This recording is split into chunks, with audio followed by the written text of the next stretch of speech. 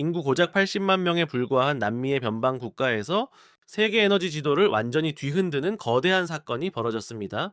자, 무려 480억 배럴에 달하는 사우디아라비아급 초대형 유전이 발견된 것입니다. 3,200조 원이라는 천문학적인 규모 앞에서 미국과 중국은 앞다투어 달려들었고, 영국과 프랑스 역시 150년 만에 다시금 야욕을 드러내며 틈새를 노렸습니다. 그러나 가이아나는 전 세계를 경악하게 하며 이들 강대국의 제안을 전부 거절했습니다. 에너지 업계가 그 배경을 의아해하던 가운데 가이아나가 최종적으로 손을 잡은 국가는 뜻밖에도 한국이었습니다. 이를 두고 BBC의 앵커가 비아냥거리는 투로 물었습니다. 한국이라는 나라를 대체 뭘 믿고 파트너로 선택한 것입니까? 그 순간 가이아나의 대통령이 자리에서 벌떡 일어나 맞받아쳤습니다. 건방지게 가르치려 들지 마십시오. 전세계 47, 개국 2억 명의 시청자 앞에서 앵커의 입은 그대로 굳어버렸습니다. 과연 그곳에서 무슨 일이 벌어졌던 것일까요? 지금부터 그 놀라운 비하인드 스토리를 공개합니다.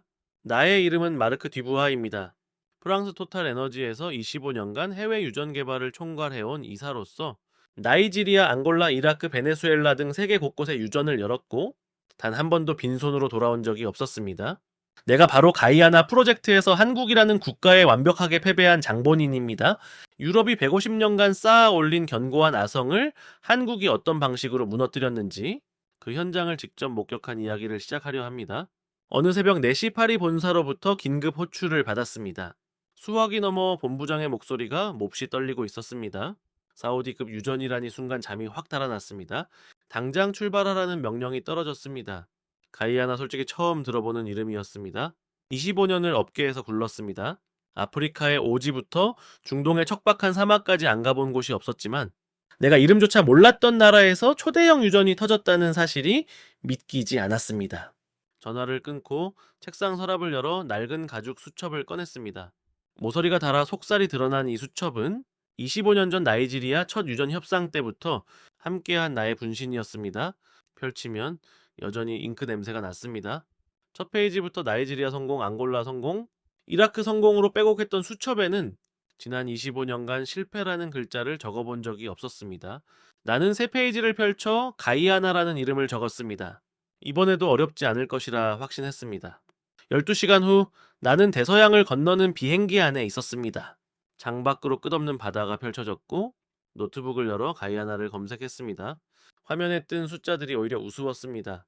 인구 80만 명, 서울 강남구 인구보다 적었습니다. 국내 총생산은 150억 달러, 서울 강남구의 경제 규모에도 미치지 못했습니다. 1966년 영국으로부터 독립하기 전까지 152년간 영국의 식민지였던 그곳의 주력 산업은 사탕수수와 쌀이 전부였습니다. 첨단 기술은커녕 제대로 된 공장 하나 없는 나라였죠. 그런데 이상한 기사가 하나 눈에 띄었습니다.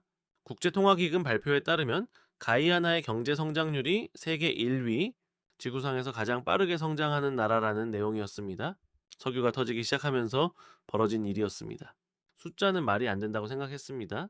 하지만 저는 여전히 콧방귀를 뀌었습니다. 성장률이 높으면 무엇합니까? 기술도 자본도 경험도 없는 나라가 480억 배럴을 어떻게 감당하겠습니까? 결국 우리가 가서 도와줘야 할 나라라고 여겼습니다. 숫자가 비현실적이었습니다. 인구 80만 명 남짓한 나라가 성장률 세계 1위를 기록하다니 상식적으로 납득할 수 없는 수치였습니다. 하지만 저는 그 기사를 보며 코웃음을 쳤습니다. 성장률이 높으면 무엇합니까? 근본적인 기술도 막대한 자본도 노련한 경험도 없는 나라가 480억 배럴이라는 방대한 자원을 도대체 어떻게 감당하겠습니까? 결국 우리 같은 전문가들이 가서 그들을 인도하고 실리를 챙겨야 할 운명이라 여겼습니다. 조지타운 국제공항에 비행기가 착륙했을 때 내 눈에 들어온 첫 풍경은 실망 그 자체였습니다. 활주로는 갈라져 있었고 아스팔트 틈새로는 이름 모를 잡초들이 무성하게 자라나 있었습니다. 허름한 공항 건물 안에서 에어컨은 반쯤 죽어 소음만 내고 있었고 비행기 문이 열리자마자 열대의 눅눅한 습기가 숨을 턱 막히게 밀려들었습니다. 셔츠가 금세등 뒤로 달라붙더군요. 이게 과연 3,200조 원의 가치를 품은 나라의 관문인가 싶어 쓴웃음이 나왔습니다. 호텔로 향하는 택시 안에서 바라본 조지타운 시내는 더욱 참담했습니다. 페인트가 벗겨져 흉물스러운 건물들, 온폭하게 파인 도로, 거리에서 과일을 팔며 생계를 잇는 상인들과 맨발로 흙먼지를 뒤집어쓰고 뛰어다니는 아이들까지 150년간 이어진 식민 지배의 상흔이 도시 곳곳에 고스란히 각인되어 있었습니다.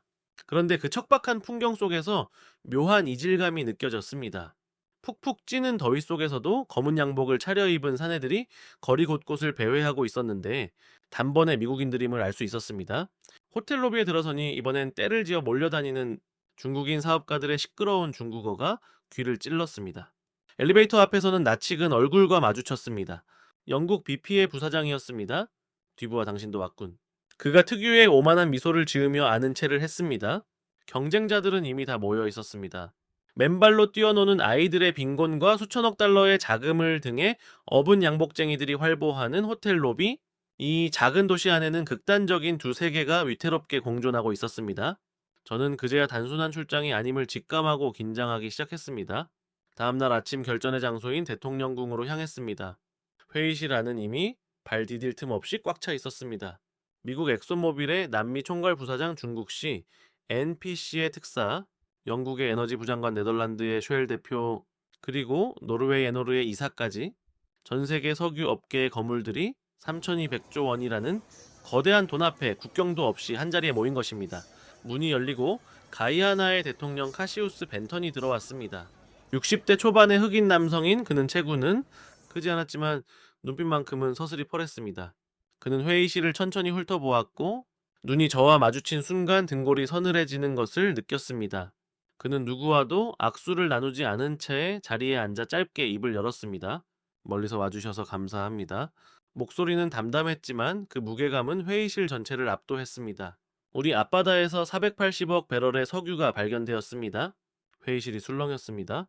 수치는 이미 알고 있었지만 대통령의 입을 통해 직접 확인하는 순간의 충격은 차원이 달랐습니다. 480억 배럴 사우디아라비아의 가와르 유전에 맞먹는 규모였습니다. 현재 유가로 환산하면 3,200조 원, 가이아나 국민 80만 명이 1인당 40억 원씩을 가질 수 있는 천문학적인 금액이었습니다. 그런데 그가 이어간 말은 의외였습니다. 하지만 우리는 기쁘지 않습니다. 3,200조 원을 앞에 두고 기쁘지 않다니 저는 의아함을 넘어 당혹스러웠습니다. 대통령은 창밖의 풍경을 말없이 응시하고 있었습니다. 회의실 창 너머로 조지타운의 풍경이 쓸쓸하게 펼쳐졌습니다. 낡은 건물들 깨지고 파인 도로, 그리고 그 사이를 맨발로 뛰어다니는 아이들. 저 거리를 보십시오. 대통령의 목소리가 한층 낮게 깔렸습니다. 우리는 152년간 영국의 식민지였습니다. 그들은 우리 땅에서 금을 캤고 사탕수수를 수탈해 갔습니다. 서아프리카에서 끌려온 우리 조상들은 농장에서 쓰러져 갔고 인도에서 건너온 계약 노동자들은 임금 한 푼 제대로 받지 못한 채 죽어 나갔습니다. 회의실의 공기가 숨이 막힐 듯 무거워졌습니다. 1966년 독립했을 때 우리에게 남은 것이 무엇이었을까요? 대통령이 회의실을 천천히 둘러보며 물었습니다. 구멍 뚫린 산과 오염된 강뿐이었습니다. 저는 왠지 모를 불편함에 자세를 고쳐 앉았습니다. 150년 전의 역사를 이 자리에서 다시 꺼내들 줄은 몰랐기 때문입니다. 대통령이 다시 입을 열었습니다. 이제 석유가 발견되었습니다.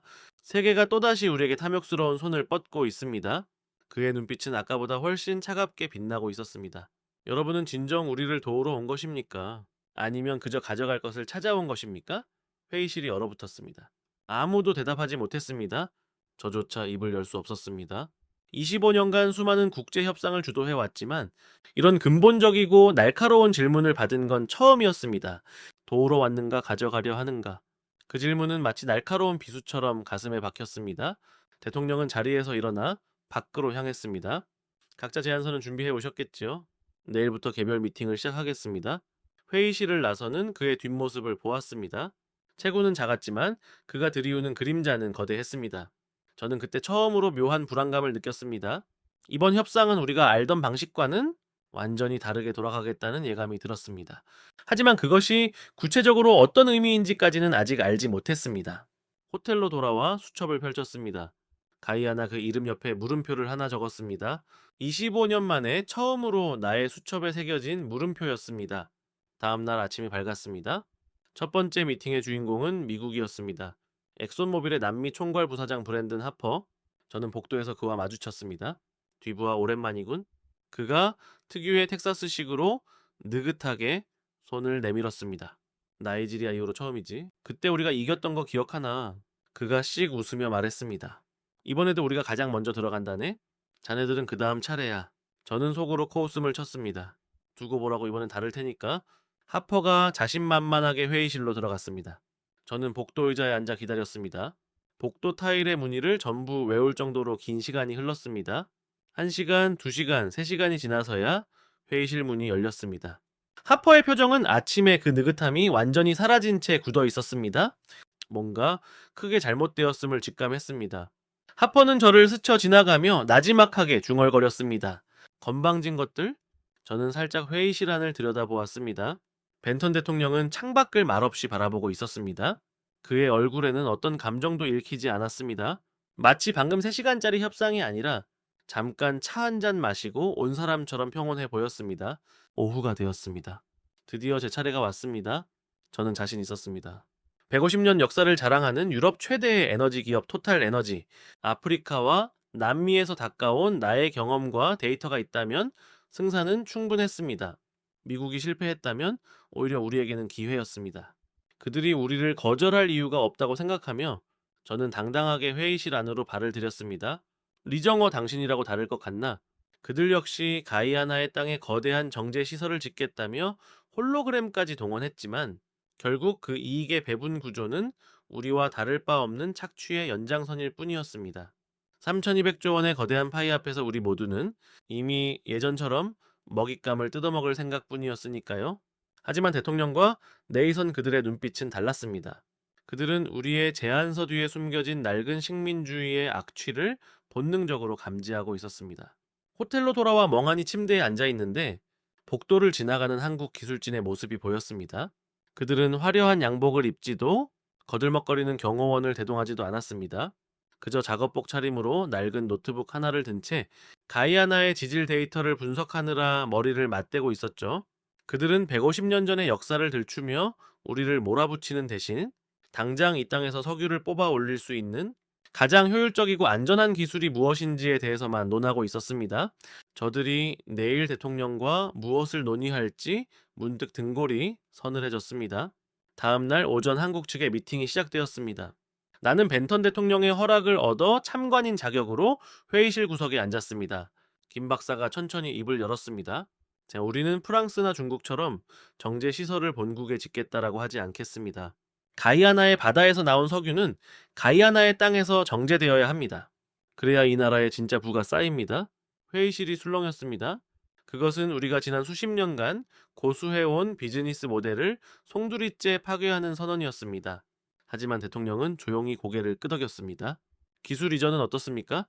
대통령의 질문에 김 박사는 조금도 망설임 없이 대답했습니다. 지금 당장 교육센터를 설립하겠습니다. 1년 안에 가이아나 현지 기술자들을 선발하여 우리가 보유한 심해 유전 개발 기술의 70%를 전수하겠습니다.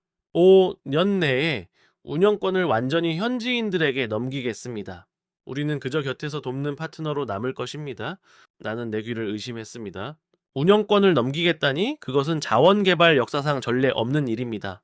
저건 비즈니스가 아니라 자폭에 가까운 헌신이었습니다. 네이선 포브스의 표정이 처음으로 변했습니다. 차갑게 굳어있던 그의 얼굴에 놀라움과 기묘한 존중이 번져 나갔습니다. 김 박사는 여기서 멈추지 않았습니다. 우리는 석유를 팔아 돈을 벌러 온 것이 아닙니다. 가이아나가 다시는 그 누구에게도 고개를 숙이지 않을 수 있는 힘을, 기술이라는 이름의 토양을 여기에 심으러 왔습니다. 여러분의 150년은 착취의 역사였지만 우리가 만들 가이아나의 미래는 기술 자립의 역사가 될 것입니다. 그 순간 나는 깨달았습니다. 왜 우리가 벤턴 대통령의 선택을 받지 못했는지 말입니다. 자, 우리는 3,200조 원의 석유를 보았지만 그들은 그 석유를 통해 완성될 가이아나의 내일을 보고 있었습니다. 그리고 그 내일을 가장 확실하게 그려줄 수 있는 유일한 설계자가 바로 한국이었던 것입니다. 내일 내 차례가 오면 그들의 자신만만한 웃음이 단숨에 사라질 것이라 장담했다. 저녁이 되자 호텔 배서 하퍼를 만났다. 낮에 기세등등하던 모습은 온데간데 없고 그의 얼굴도 어둡게 가라앉아 있었다. 바카운터에 우리 둘만 남아 있었다. 위스키 잔 속에서 얼음이 녹아내리는 소리만이 또렷하게 들렸다. 창밖으로 조지타운에 듬성듬성 켜진 가로등 불빛이 밤거리를 배회하고 있었다. 어땠느냐고 넌지시 물었다. 하퍼는 위스키를 홀짝이더니 씁쓸하게 입을 열었다. 12%의 로열티를 제시했더니 노르웨이의 사례를 꺼내더군. 70년대 북해 유전이 처음 발견되었을 때 미국 기업들이 지금과 똑같은 제안을 했었지. 그때 노르웨이가 뭐라고 답했는지 아느냐고 그쪽에서 되묻더라고. 나는 고개를 끄덕였다. 업계 사람이라면 누구나 아는 이야기였다. 노르웨이는 거절했고 국영기업을 직접 세워 개발에 나섰다. 그리고 지금 노르웨이의 국부펀드는 1조 7천억 달러에 달하며 국민 1인당 30만 달러가 돌아가는 부국이 되었다. 하퍼는 깊은 한숨을 내쉬었다. 그 대통령이 정확히 그 카드를 꺼내든 거야? 너희가 12%를 가져가면 나머지 88%는 어디로 사라지는 거냐고? 그래서 뭐라고 대답했나? 나는 물었다. 노르웨이와 가이아나는 상황이 다르다고 했지. 기술도 자본도 경험도 없는 그들이 무엇을 할 수 있겠냐고 설득했어. 하퍼의 표정이 굳어졌다. 그때 옆에 앉아있던 그 젊은 기술이사 네이선이라는 자가 끼어들더군. 기술이 없다면 이전해주면 되지 않느냐? 자본이 부족하면 빌려주고 경험을 가르쳐주면 되지 않느냐고 말이야? 나는 쓴웃음을 지었다. 그건 우리에게 명백한 손해지. 하퍼는 위스키를 단숨에 들이켰다. 마지막에는 안보 카드를 꺼냈지. 베네수엘라와 인접해 불안정하지 않느냐? 미국과 협력하면 안전을 보장해주겠다고 말이야. 협박이나 다름없는 협상 기술이었지. 하퍼는 어깨를 으쓱했지만 통하지 않았다는 걸 직감할 수 있었다. 그 대통령과 기술이사는 보통 내기가 아니었다. 나는 위스키 잔을 내려놓고 어둠에 잠긴 조지타운을 바라보았다. 이번 협상은 우리가 알던 그 어떤 비즈니스와도 달랐다. 다음 날은 중국의 차례였다. 리정호가 회의실로 들어갔고 나는 어제처럼 복도에서 기다렸다. 네 시간이 지나 문이 열렸다. 어제 나를 보며 비웃던 여유는 사라지고 그의 얼굴은 창백하게 질려 있었다. 어떻게 되었느냐는 내 물음에 리정원은 당혹감 가득한 눈으로 나를 쳐다보았다. 스리랑카의 한반토타 항구 이야기를 꺼내더군. 99년 임대한 그 항구가 도대체 무슨 문제냐고 했더니 그 기술이사라는 자가 이를 갈며 되묻더라고. 만약 가이아나가 빚을 갚지 못하면 항구만 가져가는 게 아니라 유전 통제권까지 넘겨받을 셈이냐고 말이야. 나는 피식 웃었다. 중국의 부채 외교는 전 세계가 다 아는 공공연한 비밀이었으니까. 리정호가 분함을 이기지 못하고 중얼거렸다. 25% 로열티에 고속도로와 철도까지 지어주고 200억 달러를 대출해주겠다고 제안했건만 그래서 결론이 무엇이었느냐고 다시 물었다. 그는 떨리는 목소리로 대답했다. 총상환액이 얼마냐고 묻기에 320억 달러라고 답했지. 그랬더니 매년 13억 달러씩 25년간 갚아야 한다는 계산이 나오더군. 리정호의 목소리는 미세하게 떨리고 있었다. 그 대통령은 서류를 보지도 않고 계산을 끝내더라고. 국가 예산이 28억 달러인데 그 절반을 빚 갚는 데 쓰라는 거냐고 쏘아붙이더군. 나는 속으로 감탄했다. 겉으로는 공항 활주로조차 갈라진 나라처럼 보였지만 그 대통령과 기술이사는 자원 외교의 모든 사례를 손바닥 보듯 꿰뚫고 있었다. 노르웨이부터 스리랑카까지 우리는 이들을 너무나 과소평가한 것이다. 리정호가 나를 쳐다보며 물었다. 몽포르 너도 똑같이 당했지. 나는 대답 대신 침묵했다. 하지만 그 침묵이 곧 정답이었다. 그날 밤 수첩을 펼쳐 가이아나라는 이름 옆에 물음표를 보았다. 그것은 이제 확신으로 변하고 있었다. 내일 내 차례가 오면 그들의 자신만만한 웃음이 단숨에 사라질 것이라 장담했다. 저녁이 되자 호텔 배서 하퍼를 만났다. 낮에 기세등등하던 모습은 온데간데 없고 그의 얼굴도 어둡게 가라앉아 있었다. 바카운터에 우리 둘만 남아 있었다. 위스키 잔 속에서 얼음이 녹아내리는 소리만이 또렷하게 들렸다. 창밖으로 조지타운에 듬성듬성 켜진 가로등 불빛이 밤거리를 배회하고 있었다. 어땠느냐고 넌지시 물었다. 하퍼는 위스키를 홀짝이더니 씁쓸하게 입을 열었다. 12%의 로열티를 제시했더니 노르웨이의 사례를 꺼내더군. 70년대 북해 유전이 처음 발견되었을 때 미국 기업들이 지금과 똑같은 제안을 했었지. 그때 노르웨이가 뭐라고 답했는지 아느냐고 그쪽에서 되묻더라고. 나는 고개를 끄덕였다. 업계 사람이라면 누구나 아는 이야기였다. 노르웨이는 거절했고 국영기업을 직접 세워 개발에 나섰다. 그리고 지금 노르웨이의 국부펀드는 1조 7천억 달러에 달하며 국민 1인당 30만 달러가 돌아가는 부국이 되었다. 하퍼는 깊은 한숨을 내쉬었다. 그 대통령이 정확히 그 카드를 꺼내든 거야? 너희가 12%를 가져가면 나머지 88%는 어디로 사라지는 거냐고? 그래서 뭐라고 대답했나? 나는 물었다. 노르웨이와 가이아나는 상황이 다르다고 했지. 기술도 자본도 경험도 없는 그들이 무엇을 할 수 있겠냐고 설득했어. 하퍼의 표정이 굳어졌다. 그때 옆에 앉아있던 그 젊은 기술이사, 네이선이라는 자가 끼어들더군. 기술이 없다면 이전해주면 되지 않느냐? 자본이 부족하면 이제 빌려주고 경험을 가르쳐주면 되지 않느냐고 말이야. 나는 쓴웃음을 지었다. 그건 우리에게 명백한 손해지. 하퍼는 위스키를 단숨에 들이켰다. 마지막에는 안보 카드를 꺼냈지. 베네수엘라와 인접해 불안정하지 않느냐? 미국과 협력하면 안전을 보장해주겠다고 말이야. 협박이나 다름없는 협상 기술이었지. 하퍼는 어깨를 으쓱했지만 통하지 않았다는 걸 직감할 수 있었다. 그 대통령과 기술이사는 보통 내기가 아니었다. 나는 위스키 잔을 내려놓고 어둠에 잠긴 조지타운을 바라보았다. 이번 협상은 우리가 알던 그 어떤 비즈니스와도 달랐다. 다음 날은 중국의 차례였다. 리정호가 회의실로 들어갔고 나는 어제처럼 복도에서 기다렸다. 네, 시간이 지나 문이 열렸다. 어제 나를 보며 비웃던 여유는 사라지고 그의 얼굴은 창백하게 질려 있었다. 어떻게 되었느냐는 내 물음에 리정원은 당혹감 가득한 눈으로 나를 쳐다보았다. 스리랑카의 한반토타 항구 이야기를 꺼내더군. 99년 임대한 그 항구가 도대체 무슨 문제냐고 했더니 그 기술 이사라는 자가 이를 갈며 대묻더라고.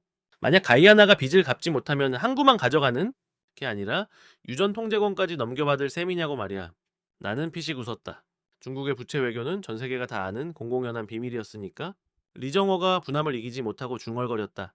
25% 로열티의 고속도로와 철도까지 지어주고 200억 달러를 대출해주겠다고 제안했건만 그래서 결론이 무엇이었느냐고 다시 물었다. 그는 떨리는 목소리로 대답했다. 총상환액이 얼마냐고 묻기에 320억 달러라고 답했지.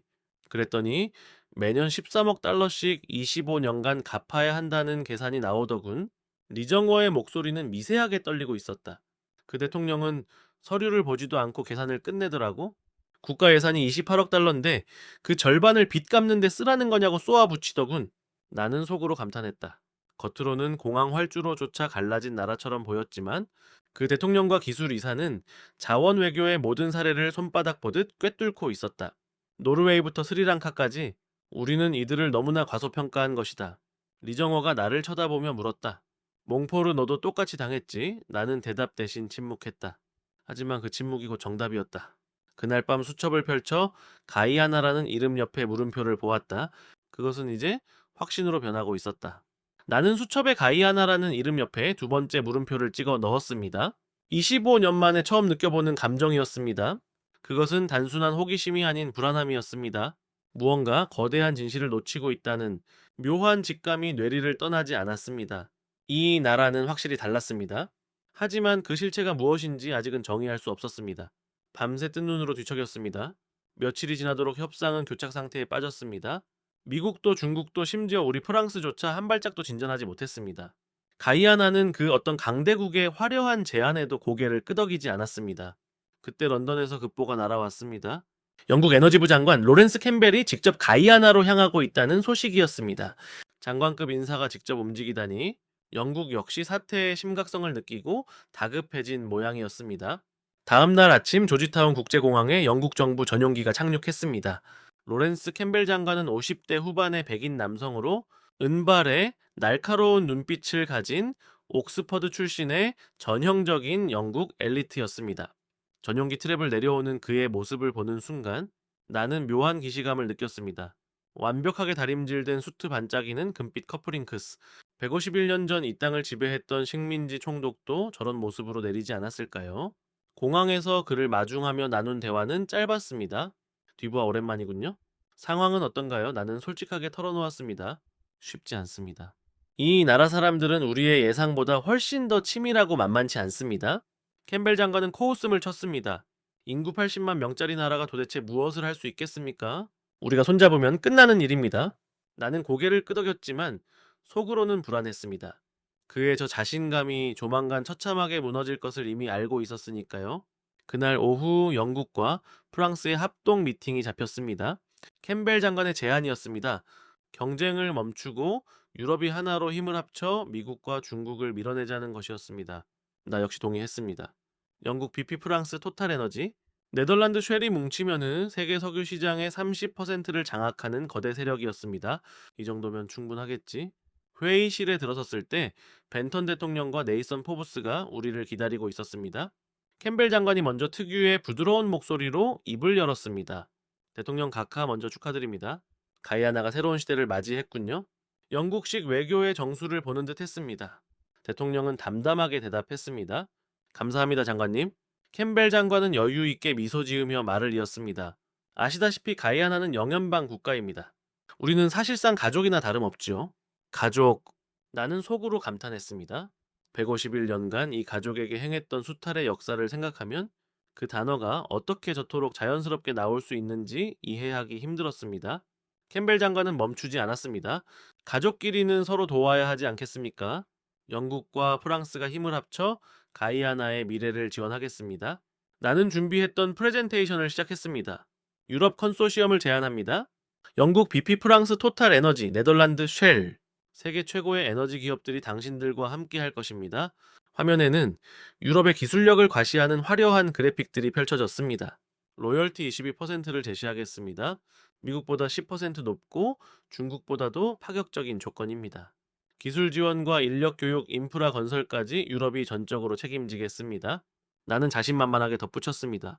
남미 해양 개발에서 유럽이 쌓아온 150년의 경험은 미국이나 중국은 물론 여타 신흥국과는 비교조차 되지 않습니다. 캠벨 장관이 그 말을 거들었습니다. 특히 한국 같은 신흥국과는 차원이 다른 경험이지요. 한국, 그 이름이 회의실에서 처음으로 언급되었습니다.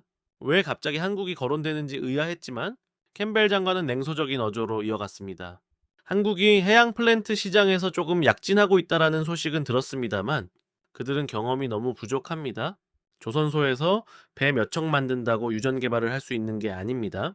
고작 50년도 안 되는 역사로 무엇을 하겠습니까? 가이아나에는 검증된 파트너가 필요합니다. 나는 고개를 끄덕였습니다. 한국의 조선업은 인정하지만 심해 석유 개발은 전혀 다른 차원의 영역이었으니까요. 벤턴 대통령은 말없이 우리를 응시하고 있었습니다. 그 눈빛에는 우리가 모르는 무언가가 숨겨져 있는 듯 했습니다. 회의실 안은 마치 폭풍이 몰아치기 직전의 늪지대처럼 무겁고 고요했습니다. 캠벨 장관은 자신의 등 뒤에 있는 150년이라는 거대한 역사의 무게를 이용해 가이아나를 압박하려 했습니다. 그는 유럽 컨소시엄을 선택하는 것만이 가이아나의 미래를 보장하는 유일한 길이라며 자신만만한 미소를 지어 보였습니다. 하지만 벤턴 대통령의 표정은 미동도 없었습니다. 그는 천천히 그러나 매우 낮고 위압적인 목소리로 입을 열었습니다. 장관님 150년이라 하셨죠? 그 낮아지는 톤 나는 며칠 전 내 협상 테이블에서 들었던 바로 그 소름 끼치는 음조를 다시금 감지했습니다. 낮아질수록 더 깊고 무거워지며 그 무게감이 임계점을 넘어서는 순간 닥쳐올 거대한 위험을 예고하는 소리였습니다. 대통령은 150년 전 유럽인들이 이 땅에 처음 발을 들였을 때 했던 말들을 하나씩 읊기 시작했습니다. 우리가 도우러 왔다. 너희에게 기술을 가르쳐 주겠다. 함께 발전하자. 대통령은 창밖으로 시선을 돌렸습니다. 낡고 헐벗은 건물들 갈라진 아스팔트 도로, 군데군데 녹이 쓰러져 가는 가로등이 눈에 들어왔습니다. 저것이 당신들이 말하는 150년 협력의 결실입니까? 나의 등줄기에서 식은땀이 흘렀습니다. 대통령은 다시 우리를 똑바로 응시했습니다. 우리 증조 할아버지는 영국 소유의 사탕수수 농장에서 하루 16시간씩 노동했습니다. 임금은 없었죠.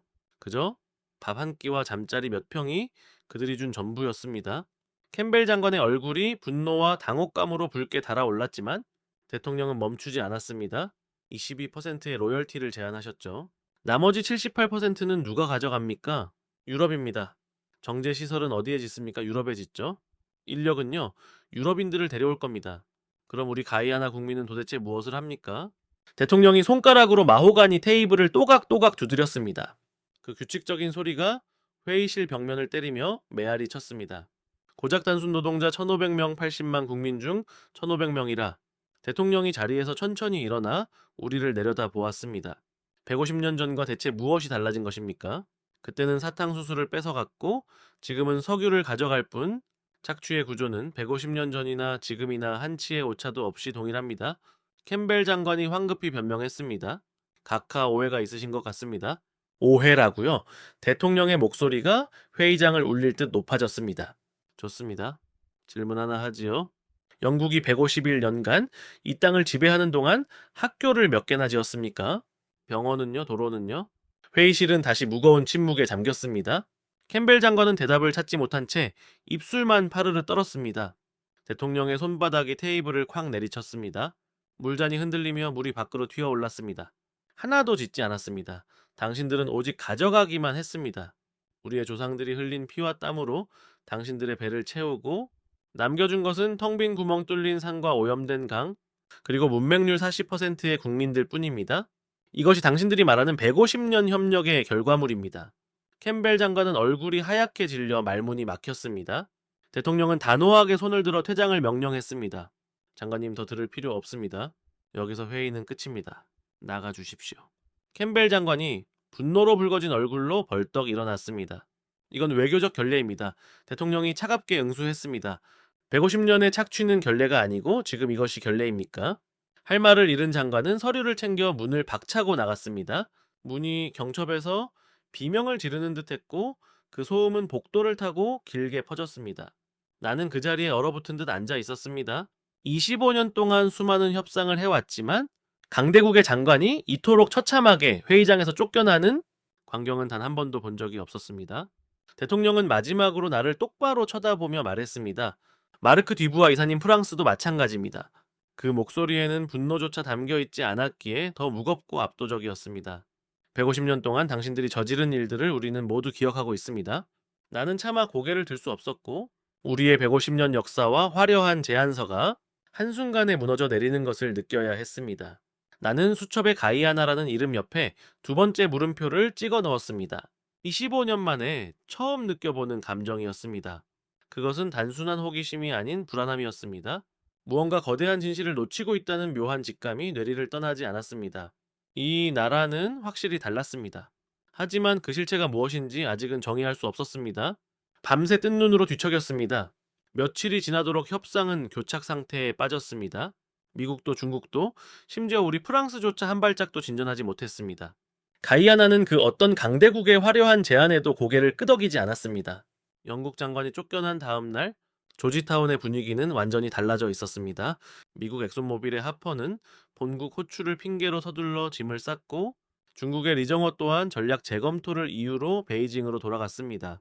며칠 전만 해도 호텔 로비에는 내 개 국어가 뒤섞이고 검은 양복을 입은 사람들로 북적였지만 지금은 천장 선풍기 돌아가는 소리만이 텅 빈 로비를 채우고 있었습니다. 저만 남았습니다. 파리 본사에서 다급한 연락이 왔습니다. 루익, 대체 무슨 일이냐? 영국 장관까지 쫓겨났다며? 사실입니다. 미국과 중국도 떠났습니다. 그럼 현장에 남은 건 너뿐인가 네. 본부장은 한숨을 내쉬며 명령했습니다. 기회다. 다들 빠졌으니 네가 들어가서 조건을 더 올려라. 로열티 25%까지 제시해도 좋다. 어떻게든 계약을 따내라. 알겠다고 대답했지만 마음 한구석은 여전히 불안했습니다. 저들이 원하는 건 단순한 숫자가 아니라는 사실을 본능적으로 깨닫고 있었기 때문입니다. 다음날 아침 대통령궁 회의실로 향했습니다. 이번에는 대통령과 네이선 외에 낯선 인물이 한 명 더 앉아 있었습니다. 40대 초반의 흑인 여성, 단정한 정장 차림의 날카로운 눈빛을 가진 그녀는 재무장관 올리비아 매닝이었습니다. 군더더기 없는 그녀의 움직임에서 철저함이 묻어났습니다. 저는 준비한 프레젠테이션을 펼쳤습니다. 화려한 3D 그래픽 정제시설 조감도 최첨단 시추선 이미지들이 스크린을 가득 채웠습니다. 토탈에너지는 150년 역사를 가진 세계 최고의 기업입니다. 아프리카와 남미 전역에서 유전을 성공시킨 경험을 가이안에 쏟아붓겠습니다. 나는 자신감 넘치는 목소리로 조건을 읊었습니다. 로열티 25%, 프랑스 마르세유의 정제시설 건설, 그리고 가이아나 청년 1,000명을 프랑스로 데려가 최고 수준의 기술 교육을 시키겠습니다. 회의실이 정적에 잠겼습니다. 매닝 장관이 서류를 넘기며 물었습니다. 인상적이군요. 하지만 몇 가지 확인하죠. 정제시설의 운영권은 누가 가집니까? 나는 잠시 망설이다 공동 운영이라고 답했습니다. 지분 구조는 토탈에너지 60%, 가이아나 정부 40%입니다. 그렇다면 실질적인 의사결정권은 토탈에너지가 갖는 셈이군요. 그녀의 지적은 날카로웠습니다. 이번에는 옆에 있던 네이선이 서류 하나를 테이블에 던지듯 내려놓았습니다. 그 안에는 우리 기업이 아프리카에서 저질렀던 실태가 적나라하게 적혀 있었습니다. 나이지리아와 앙골라 사례를 보십시오. 현지에서 교육했다는 기술 인력의 70%가 결국 유럽 본사로 흡수되었습니다. 현지에 남는 건 30% 뿐이죠. 이것이 몽포르 이사님이 말하는 기술 교육의 실체입니까? 그의 칼날 같은 질문에 나는 말문이 막혔습니다. 반박할 수 없는 사실이었기 때문입니다. 벤턴 대통령이 나를 직시하며 낮게 읊조렸습니다. 25%의 로열티 감사합니다. 하지만 나머지 75%는 여전히 프랑스가 가져가죠. 정제시설의 결정권도 미래를 이끌어갈 기술 인력의 행방도 결국 당신들의 손에 달려 있습니다. 이것이 150년 전과 무엇이 다르단 말입니까? 나는 입술을 깨물었습니다. 그 질문에 나는 결코 답할 수 없었습니다. 프랑스에서 1000명의 청년을 교육하겠다는 제안은 그럴듯해 보였습니다. 하지만 네이선은 싸늘하게 반문했습니다. 그들이 교육을 마친 후 어디서 일하게 됩니까? 당연히 가이안에서겠지요. 나는 확신에 차서 답했지만 네이선은 즉시 서류 하나를 테이블 위로 꺼내 놓았습니다. 그 서류가 어디서 나왔는지, 어떻게 내 프로젝트의 치부를 그토록 정확하게 꿰뚫고 있는지 알 길이 없었습니다. 자료에는 아프리카 나이지리아와 앙골라, 가봉에서 토탈에너지가 수행했던 교육 사업의 실제 결과가 적혀 있었습니다. 현지 인력의 70%가 결국 유럽 본사로 흡수되어 그들의 부품으로 소모되고 있었습니다. 현지에 남는 건 고작 30%뿐이었습니다. 등줄기에 식은땀이 흘렀습니다. 런던 대학교에서 석유공학 박사 학위를 받은 네이선은 서방의 비즈니스 논리를 정확히 이해하고 있었고 그 논리를 무기로 나를 몰아붙였습니다. 벤턴 대통령이 차가운 눈으로 나를 응시하며 쐐기를 박았습니다. 25%의 로열티는 감사합니다. 12%보다는 낫지요. 하지만 대통령은 손가락으로 나머지 75%와 운영권을 가리켰습니다. 결국 나머지 75%는 프랑스가 가져갑니다. 정제시설에 대한 결정권도 프랑스에 있고요. 이것이 당신들이 말하는 파트너십입니까? 나는 반박할 말이 없었습니다. 나는 그저 패배를 인정하고 회의실을 빠져나올 수밖에 없었습니다. 호텔로 돌아오는 택시 안에서 창밖의 조지타운 거리를 바라보았습니다. 신호 대기 중이던 택시 창밖으로 청년들이 모여 스마트폰 화면을 들여다보고 있었습니다. 무심코 창문을 내리고 그들이 무엇을 보는지 확인했습니다. 거대한 선박이 바다를 가로지르는 영상이었습니다. 하단에는 한국 LNG선 세계 점유율 94%라는 문구가 선명하게 박혀 있었습니다. 신호가 바뀌고 택시가 출발했지만 그 숫자가 뇌리에서 떠나지 않았습니다. 호텔에 돌아와 노트북을 열고 한국의 조선업을 검색했습니다. 쏟아져 나오는 수치들은 경악 그 자체였습니다. 삼성중공업, HD현대중공업, 한화오션. 한국은 세계 조선 시장의 절반을 독점하고 있었고 해양 플랜트 시장 점유율 70%, FPS, 오건조 실적 세계 1위라는 기록을 보유하고 있었습니다. 길이가 340m에 달해 축구장 3개를 합친 것보다 큰 FPSO를 건조할 수 있는 나라는 한국 3곳과 싱가포르 한 곳뿐이었습니다. 놀라운 건 한국은 석유 생산량이 0에 가까운 자원이 없는 나라라는 점이었습니다. 70년 전 전쟁 직후 1인당지 DP 67달러의 최빈국이었던 나라가 어떻게 자원 없이 기술력만으로 세계 12위 경제 대국이 된 것인지 나는 한참 동안 화면을 응시했습니다. 150년 역사의 토탈에너지와 70년 역사의 한국조선업, 해양 플랜트라는 정점에서 한국은 우리보다 앞서 있었습니다. 제로 플레어링 시스템과 디지털 트윈 기술까지 적용된 한국의 선박들은 미래를 달리고 있었습니다. 캠벨 장관이 한국을 깎아내리던 이유를 이제야 알 것 같았습니다. 그들은 두려워했던 것입니다. 50년의 역사로 거대한 제국을 건설한 한국의 파괴력을 다음날 아침 네이선에게서 연락이 왔습니다. 그의 목소리는 평소처럼 차분했습니다. 듀보아 이사님, 가이아나는 한국과 접촉하고 있습니다. 한국 석유공사와 한국의 조선사들입니다. 다음 주에 그들의 조사단이 도착할 예정입니다. 나는 전화를 끊고 수첩을 펼쳤습니다. 가이아나 그 이름 옆에 그려진 2개의 물음표 아래에 한국이라는 단어를 꾹꾹 눌러 적었습니다. 그리고 그 옆에 처음으로 별표를 하나 그렸습니다. 25년 협상 인생에서 수많은 물음표를 적어왔지만 확신을 의미하는 별표는 이번이 처음이었습니다. 일주일 후 한국 조사단이 도착했습니다. 나는 공항으로 나가지 않았지만 호텔 로비에서 그들을 지켜보았습니다. 15명, 미국 엑손모빌이 30명을 보냈던 것과 비교하면 매우 적은 인원이었습니다. 하지만 그들의 눈빛에는 강대국들이 흉내낼 수 없는 무언가가 서려 있었습니다. 중국시 NPC는 40명, 영국과 프랑스 연합팀은 25명이나 되는 대규모 인원을 파견했습니다. 하지만 한국은 고작 15명이었습니다. 더 기이한 것은 그들의 행사액이었습니다. 양복은커녕 넥타이조차 맨 사람이 없었죠. 작업복에 안전모 낡은 노트북 가방과 측정 장비 케이스를 든 모습은 마치 지금 당장 바다 위로 뛰어들 준비가 된 현장 기술자들 같았습니다. 나는 속으로 콧방귀를 뀌었습니다. 저게 뭐지? 협상을 하러 온 건가? 아니면 막노동을 하러 온 건가? 그때 한 남자가 눈에 띄었습니다. 60대 초반으로 보이는 그는 희끗희끗한 머리에 온화한 눈빛을 지녔지만 굳은 살 박인 두꺼운 손을 보니 현장에서 평생을 보낸 베테랑임이 분명했습니다. 그가 한국 기술단의 단장인 듯 했습니다. 네이선이 그를 정중히 맞이했는데 두 사람이 악수하는 모습을 보며 묘한 기분을 느꼈습니다. 하퍼가 왔을 때 네이선은 경계심 가득한 눈빛이었고 리정어가 왔을 땐 차가웠으며 캠벨 장관이 왔을 땐 적대적이었죠. 하지만 지금 그는 진심으로 웃고 있었습니다. 한국인들은 무언가 달랐습니다. 다음날 열린 가이아나 정부 주최의 합동기술 브리핑장, 나는 여전히 철수 절차를 밟는 참관인 자격으로 맨 뒷줄에 앉았습니다. 앞줄에는 벤턴 대통령과 매닝 장관 네이선, 그리고 한국 조사단 15명이 자리했습니다. 그런데 흥미로운 점은 미국 엑손모빌과 중국시 NPC, 영국 BP의 엔지니어들도 경쟁자들의 제안을 엿보려 참석했다는 것입니다. 한국이 도대체 무슨 카드를 들고 왔는지 확인하려는 것이었죠. 한국의 단장이 단상으로 올라왔습니다. 그의 영어는 다소 서툴렀지만 의사 전달은 명확했습니다. 서희라고 자신을 소개한 한국 해양 플랜트 기술단 단장이 고개를 숙여 인사했습니다. 기회를 주셔서 감사합니다. 나는 눈을 가늘게 떴습니다. 경쟁자들은 저마다 도와주러 왔다, 좋은 조건을 가져왔다, 가족이니까 협력하자고 했지만 이 사람은 그저 기회를 주셔서 감사하다고 말했습니다. 전혀 다른 접근이었습니다. 서 단장이 지도를 띄웠습니다. 수심 2800m의 초심에 경질류 중심의 매장층, 그리고는 기술적 수치를 제시했습니다. 현재 미국과 유럽 중국이 제시한 목표 회수율은 65%에서 68% 수준이었습니다. 업계 평균을 감안하면 합리적인 제시였죠.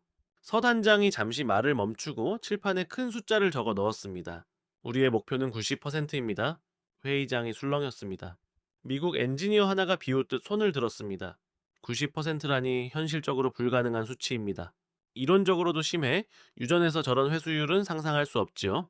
서 단장은 흔들림 없이 다음 슬라이드를 넘겼습니다. 이것은 한국이 독자적으로 개발한 향상된 석유 회수 EOR 솔루션입니다. 고압가스를 주입해 지층 압력을 일정하게 유지하면서 수천 개의 스마트 센서가 실시간으로 데이터를 수집해 인공지능이 최적의 추출 경로를 매초 계산합니다. 바위 틈새에 숨어있는 마지막 한 방울까지 쥐어짜 올리는 기술이죠. 화면에는 이미 브라질과 노르웨이의 실증 사례가 뜨고 있었습니다. 62%에서 87%로, 18%에서 84%로 데이터는 거짓말을 하지 않았습니다. 미국 엔지니어가 다시 입을 열었습니다. 90%가 가능하다? 쳐도 그 비용을 어떻게 감당합니까? 그 말에 회의실 전체의 시선이 다시 한국의 단장에게 쏠렸습니다. 배럴당 추가 비용이 도대체 얼마나 듭니까? 질문이 끝나기도 전에 서 단장이 차분하게 숫자를 제시했습니다. 배럴당 4달러입니다. 회의실이 순간 정적에 휩싸였습니다. 미국 엔지니어의 눈이 휘둥그레졌습니다. 우리가 검토했을 때는 최소 15달러였는데요. 서 단장은 옅은 미소를 지으며 말을 이었습니다. 그래서 우리가 지난 5년간 혹독하게 기술을 개발했습니다. 그 결과 비용을 4달러까지 낮췄습니다. 나는 속으로 빠르게 계산기를 두드렸습니다. 480억 배럴 회수율 65%면 312억 배럴이지만 90%라면 432억 배럴이 됩니다. 그 차이만 120억 배럴 배럴당 80달러로 잡으면 무려 9,600억 달러. 한화로 약 1200조 원의 차이였습니다. 손끝이 떨렸습니다. 1200조 원이라는 막대한 부를 더 뽑아낼 수 있는 마법을 그들은 들고 온 것입니다.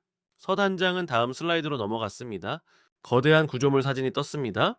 축구장 3개를 합친 것과 맞먹는 길이 340m, 폭 62m의 초대형 부유식 원유 생산 저장 하역 설비 FPS-5였습니다. 일일 생산 능력 19만, 배럴 저장 용량 238만 배럴, 설계 수명 20년에 제로 플레어링 시스템과 디지털 트윈 기반 예측, 정비 체계까지 완벽하게 갖춘 괴물 같은 구조물이었습니다. 서 단장은 담담히 시장 점유율을 보여주었습니다. 삼성중공업 1위, HD 현대중공업 2위, 한화오션 3위, 세계 FPS-5 시장의 71%를 한국이 독점하고 있었습니다. 영국 BP 엔지니어가 멍하니 중얼거렸습니다. 빌어먹을 말도 안 돼. 중국 엔지니어가 떨리는 목소리로 물었습니다. 건조 기간은 얼마나 걸립니까? 24개월입니다. 24개월이라니 우리가 검토할 때 최소 48개월은 잡았던 사업이었습니다. 회의실을 둘러보니 미국, 중국, 영국 엔지니어 모두가 똑같은 표정이었습니다. 충격과 당혹감이 뒤섞인 얼굴들이었죠. 서 단장이 마지막으로 결정타를 날렸습니다. 한국은 채굴권을 원하지 않습니다. 가이아나 정부가 100% 보유하십시오. 자, 우리는 기술 파트너로 참여하겠습니다. 수익 배분은 가이아나 70%, 한국 30%로 하겠습니다. 회의실이 발칵 뒤집혔습니다. 네이선이 질문했습니다. 왜 그렇게까지 파격적인 조건을 주십니까? 서 단장은 짧게 대답했습니다. 가이아나의 자원이니까요. 우리는 기술과 자본을 제공하는 대가로 30%를 가져가는 겁니다. 당연한 것 아닙니까? 회의실의 공기가 완전히 바뀌었습니다. 미국 엔지니어는 펜을 떨어뜨렸고 누구 하나 그것을 줍지 않았습니다. 나는 더 이상 앉아있을 수 없어 자리에서 일어났습니다. 영국 BP 엔지니어가 창백해진 얼굴로 나를 따라 나왔습니다. 뒤부하 이사님, 이건 우리가 30년을 연구해도 절대 못 따라잡을 기술입니다. 150년 우리가 식민 지배를 포함해 150년간 쌓아 올린 노하우를 저들은 단 70년 만에 기술 조건 그리고 그 태도 하나로 압도해버렸습니다. 한국 조사단이 돌아간 뒤 가이아나 정부는 공식 발표를 했습니다. 스타브로크 해역의 파트너로 대한민국을 선택한다. 전 세계가 경악했습니다. CNN, BBC, 파이낸셜 타임스 모든 언론이 쏟아져 나왔습니다. 경험 없는 한국이 480억 배럴을 감당할 수 있을까? 나는 프랑스로 돌아가지 않았습니다. 직접 눈으로 확인하고 싶었기 때문입니다. 발표 2주 후 BBC의 간판 시사 프로그램 하드토크에서 가이아나 대통령을 인터뷰하겠다고 나섰습니다. 날카로운 질문으로 악명 높은 앤드루 펠트가 조지타운으로 직접 날아왔습니다. 47개국에 생중계되는 인터뷰 당일 나는 스튜디오 맨 뒷줄에 앉아 숨을 죽였습니다. 카메라 6대가 붉은 온에어 불빛을 밝히고 있었습니다.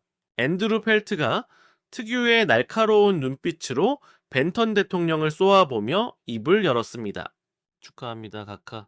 3200조 원의 가치를 가진 석유, 가이아나가 세계적인 주목을 받고 있군요. 앤드루 펠트의 눈빛이 매섭게 빛났습니다. 그는 몸을 앞으로 숙이며 질문을 던졌습니다. 한국은 석유가 단 한 방울도 나지 않는 나라입니다. 개발 경험조차 전무하죠? 솔직하게 묻겠습니다.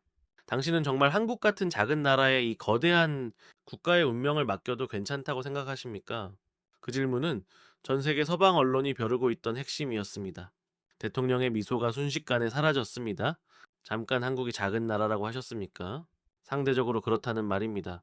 펠트 씨, 한국의 국내 총생산이 세계 몇 위인지 아십니까? 펠트는 찰나의 순간 멈칫했습니다. 12위입니다.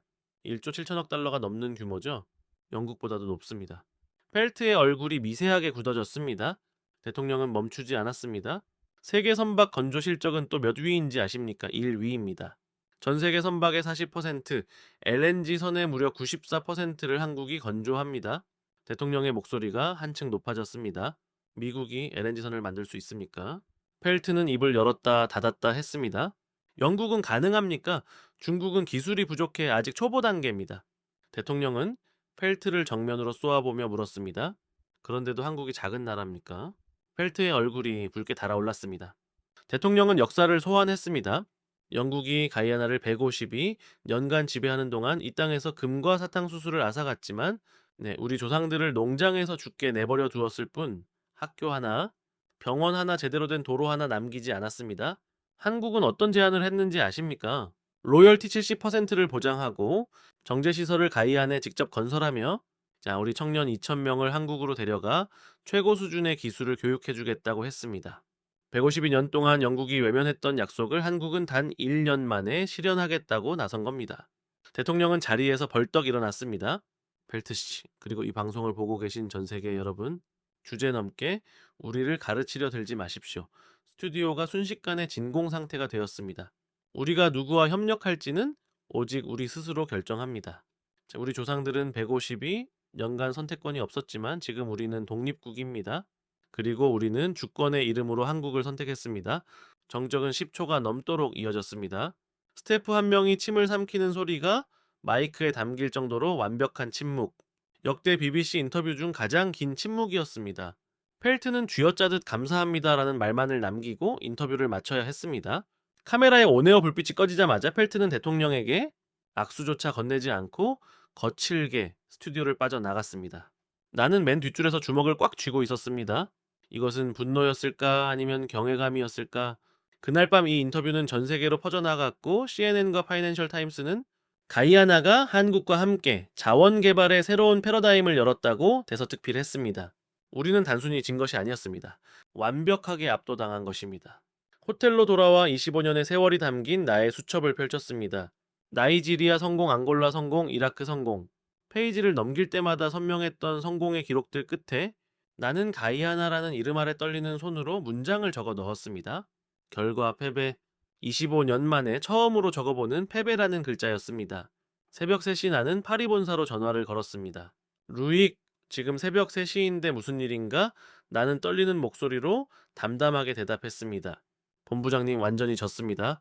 한국에게 말입니다. 전화기 너머로 길고 긴 침묵만이 흘렀습니다. 회의실은 마치 폭풍이 몰아치기 직전의 늪지대처럼 짓눌린 듯 고요했습니다. 캠벨 장관은 자신의 등 뒤에 있는 150년이라는 거대한 역사의 무게, 그리고 대영 제국부터 이어져 온 서방의 에너지 패권을 지렛대 삼아 가이아나를 굴복시키려 했습니다. 그는 유럽 컨소시엄을 선택하는 것만이 가이아나의 미래를 보장하는 유일하고도 현명한 길이라며 입가에 여유로운 미소를 띠고 있었습니다. 하지만 그 미소와 달리 벤턴 대통령의 표정은 마치 얼어붙은 호수처럼 깊이를 알 수 없었습니다. 그는 천천히 그러나 등골이 서늘할 만큼 낮고 위압적인 목소리로 입을 열었습니다. 장관님, 네, 각하. 150년이라고 하셨습니까? 그 낮아지는 톤.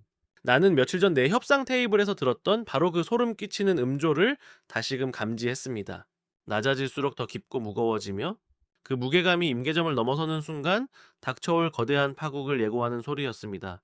벤턴 대통령은 150년 전 유럽인들이 이 땅에 처음 발을 들였을 때 했던 말들을 하나씩 끄집어내기 시작했습니다. 우리가 도우러 왔다. 너희에게 기술을 가르쳐 주겠다. 함께 발전하자고 말이죠. 그는 낡고 헐벗은 건물들 갈라진 아스팔트 도로, 녹이 슬어쓰러져 가는 가로등이 가득한 창밖 풍경을 가리켰습니다. 저것이 당신들이 말하는 150년 협력의 결실입니까? 저 낡은 거리가 당신들의 기술과 자본이 휩쓸고 간 흔적이란 말입니까? 나의 등줄기에서 식은땀이 흘렀습니다. 캠벨 장관의 미소가 찰나의 순간 미세하게 굳어졌습니다. 대통령은 멈추지 않았습니다. 우리 증조 할아버지는 영국 소유의 사탕수수 농장에서 하루 16시간씩 노동했습니다. 임금은 없었죠. 그저 밥 한 끼와 잠자리 몇 평이 그들의 노고에 대한 보상의 전부였습니다. 그 참혹한 기억을 담은 대통령의 목소리는 이제 회의실 전체를 휘감았습니다. 22%의 로열티를 제안하셨죠. 나머지 78%는 누가 가져갑니까? 유럽이죠. 정제시설은 어디에 짓습니까? 유럽에 짓죠. 인력은요, 유럽인들을 데려올 겁니다. 그럼 우리 가이아나 국민은 도대체 무엇을 합니까? 대통령이 손가락으로 마호가니 테이블을 또각또각 두드렸습니다. 그 규칙적인 소리가 마치 사형 선고를 내리는 망치 소리처럼 회의실 벽면을 때리며 메아리 쳤습니다. 고작 단순 노동자 1500명 80만 국민 중에서 고작 1500명 말입니다. 대통령이 자리에서 천천히 일어나 우리를 위압적으로 내려다 보았습니다. 150년 전과 대체 무엇이 달라진 것입니까? 그때는 사탕수수를 뺏어갔고 지금은 석유를 가져갈 뿐. 짝취의 구조는 150년 전이나 지금이나 한치의 오차도 없이 동일합니다. 우리가 땅과 바다를 내주고 당신들은 그저 껍데기만 남기고 알맹이를 가져가는 것뿐이죠. 캠벨 장관이 당황하며 변명하려 했습니다. 각하 오해가 있으신 듯합니다. 오해라고요? 대통령의 목소리가 회의장을 울릴 듯 높아졌습니다. 좋습니다. 질문 하나 하지요. 영국이 151년간 이 땅을 지배하는 동안 학교를 몇 개나 지었습니까? 병원은요? 도로는요? 회의실은 다시 무거운 침묵에 잠겼습니다. 캠벨 장관은 대답을 찾지 못한 채 입술만 파르르 떨었습니다. 대통령의 손바닥이 테이블을 쾅 내리쳤습니다. 물잔이 흔들리며 물이 밖으로 튀어 올랐습니다. 하나도 짓지 않았습니다. 당신들은 오직 가져가기만 했습니다. 우리의 조상들이 흘린 피와 땀으로 당신들의 배를 채우고 남겨준 것은 텅 빈 구멍 뚫린 산과 오염된 강, 그리고 문맹률 40%의 국민들 뿐입니다. 이것이 당신들이 말하는 150년 협력의 결과물입니다. 캠벨 장관은 얼굴이 하얗게 질려 말문이 막혔습니다. 대통령은 단호하게 손을 들어 퇴장을 명령했습니다. 장관님, 더 이상 들을 이유가 없습니다. 이 회의는 여기까지입니다. 지금 당장 나가주십시오. 캠벨 장관이 벌떡 일어났습니다. 분노가 머리끝까지 뻗친 듯 그의 얼굴은 다시 붉게 타올랐습니다. 각하, 이것은 명백한 외교적 결례입니다. 대통령은 차갑고 단호하게 답했습니다. 150년간의 착취는 결례가 아니고 지금 이것이 결례입니까? 캠벨 장관은 입을 벌린 채 할 말을 찾지 못하고 허공만 응시했습니다. 좋습니다. 캠벨 장관이 서류를 거칠게 쓸어 담았습니다. 후회하게 될 겁니다. 각하. 그는 문을 박차고 나갔습니다. 문이 경첩이 휘어질 듯 비명을 질렀고 그 소음은 복도를 타고 길게 퍼져 나갔습니다. 회의실에 남은 우리는 누구도 숨을 쉴 수 없었습니다. 나는 그 자리에 굳어버렸습니다. 25년간 수많은 협상을 해왔지만 강대국의 장관이 이토록 처참하게 회의장에서 쫓겨나는 광경은 단 한 번도 본 적이 없었습니다.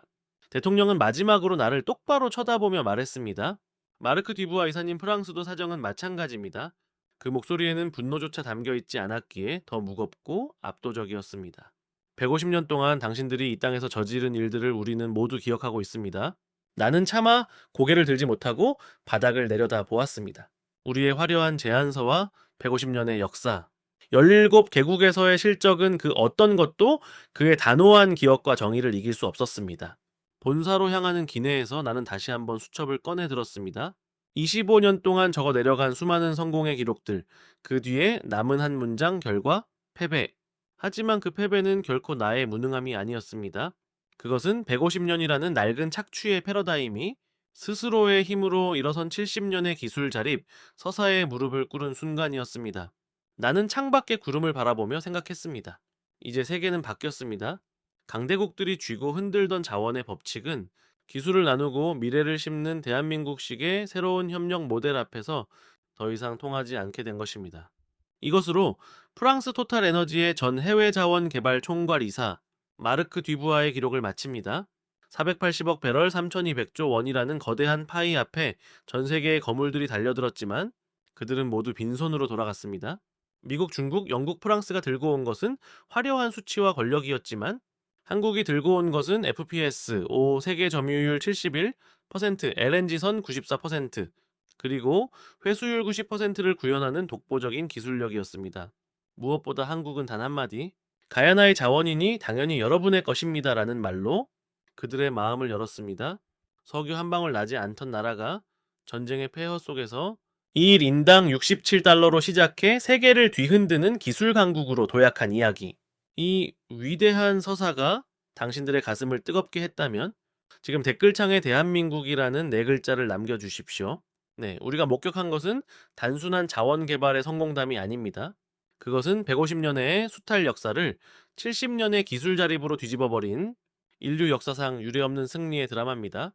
나는 오늘 그 드라마의 조연이자 증인으로서 이 기록을 세상에 내놓습니다. 대한민국의 이름이 세계 곳곳에 뿌리내리고 있는 지금 우리 모두는 그 미래를 함께 목격하고 있습니다.